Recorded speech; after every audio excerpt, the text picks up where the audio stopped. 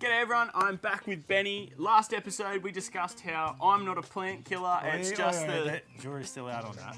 It's just the soil structure, but we left you on a bit of a cliffhanger, didn't we? We did. We were talking about pH and you had a breakdown thinking about chemistry back at school. I did. Yeah? I did. Do you remember anything about it? Anything about pH? One thing, there is a scale. Yeah. And 0 and 14 are the ends. Hey, that's actually pretty good. I got it. Well done. I got it. So, most plants like their pH around 6 to 7.5. Okay. They call it the Goldilocks zone. Really? Like your Goldilocks hair. After me? Yeah, perfect. Too good.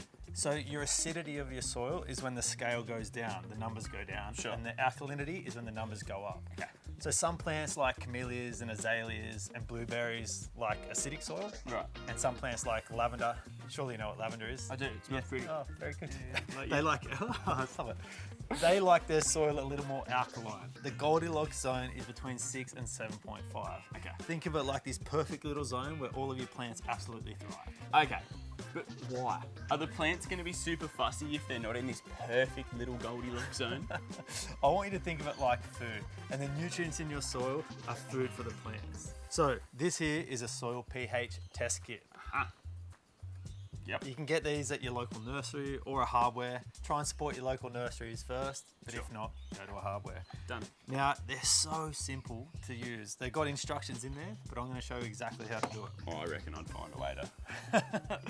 I reckon we're going to use this soil here because that one is probably most likely what you've got in your pot. So what we do is we get our little, these all come in the kit. Mm-hmm. So we get our little mixing plate here. Sure. Get a little bit of soil, probably about this sort of size. Yep. Then we get our indicator fluid, which is this one here. Oh, they're all labelled. Oh, yeah, simple stuff. Wow. Even you'll get this right. Spray some over the top like this. Then you have to mix it up and try and make a bit of a paste. It's hard to make look good, just like you.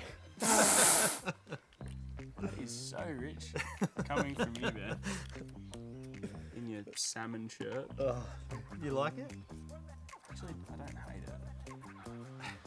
Alright, so we're starting to make a bit of a paste here. Now, we get this here, which is the indicator powder, Mm-hmm. and we give it a little squirt over the top, like this, and then that paste will change colour. Right. Now we get this little colour chart here. We wait a few minutes for the colour to actually produce what it really is. Mm-hmm. And then you just hold it up against where it is. And if you look at that, that's actually not too bad. That's at 6.5.